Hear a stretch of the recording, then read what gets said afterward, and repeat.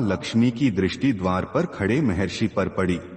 उन्होंने अभिवादन स्वीकार्य करते हुए ऋषि को श्री हरि के समक्ष बुलाया। देवी लक्ष्मी ने कहा कि उनके स्वामी योग निद्रा में हैं, अतः महर्षि को उनके जागने की प्रतीक्षा करनी होगी। दोस्तों, अब यहाँ प्रभु की माया आरंभ हुई। अभी तक भृगु त्रिदेवों की परीक्षा ले रहे थे, अब उनकी परीक्षा आरंभ हो गई। उन्हें ये पता भी नहीं चला कि कब प्रभु ने उनकी परीक्षा आरंभ कर दी है। उसी माया के कारण अकस्मात उन्हें माता लक्ष्मी अपनी एक साधारण पुत्री प्रतीत होने लगी। जब देवी लक्ष्मी ने भगवान को निद्रा से उठाने के लिए मना किया तो ऋषि में क्रोध का भाव उत्पन्न हो गया। त्रिगुणातीत की खोज करते करते महर्षि भृगु ये भूल गए कि वे स्वयं त्रिगुणातीत नहीं हैं।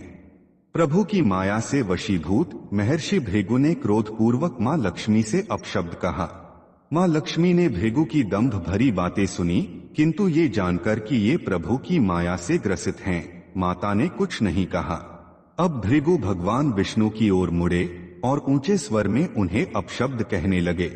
महर्षि भृगु के बहुत कुछ कहने पर भी जब नारायण योग निद्रा से नहीं जागे तो उन्हें लगा कि प्रभु जानबूझकर उनकी अवहेलना कर रहे हैं।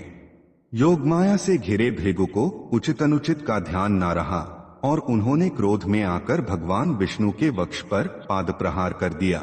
त्रिलोक ये देखकर कांप उठा कि इस जगत के पालनहार के वक्ष पर एक मनुष्य ने अपने पैरों से प्रहार किया। देवता और सप्तर्षि ये सोचकर भयभीत हो उठे कि अब पता नहीं भृगु को इस अपराध का क्या भयंकर दंड मिलेगा। नारायण पर प्रहार करते ही महर्षि भृगु माया से बाहर निकल आए।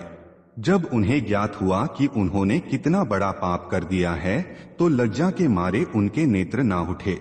उसी समय भृगु के पाद प्रहार के कारण नारायण जागे और इससे पहले भृगु कुछ समझ पाते भगवान विष्णु ने शेषशय्या से उतरकर उनके पैर पकड़ लिए। भगवान विष्णु ने कहा कि मेरा पूरा शरीर वज्र का है, इसलिए आपके पैरों से मुझे कोई चोट नहीं लगी, लेकिन आपको कष्ट जरूर हुआ होगा। इस बात के लिए वे क्षमा प्रार्थी हैं। भगवान विष्णु का यह व्यवहार देखकर महर्षि भृगु की आंखों से आंसू बहने लगे। अपने कृत्य पर शर्मिंदा होकर उन्होंने भगवान से बार बार क्षमा मांगी। बैकुंठ से लौटने के बाद भृगु ने ऋषियों को सारा प्रकरण विस्तार से बताया। महर्षि ने निष्कर्ष निकाला कि ब्रह्मा, विष्णु और महेश तीनों का महत्व एक समान ही है, किंतु इन तीनों में केवल भगवान विष्णु ही त्रिगुणातीत हैं।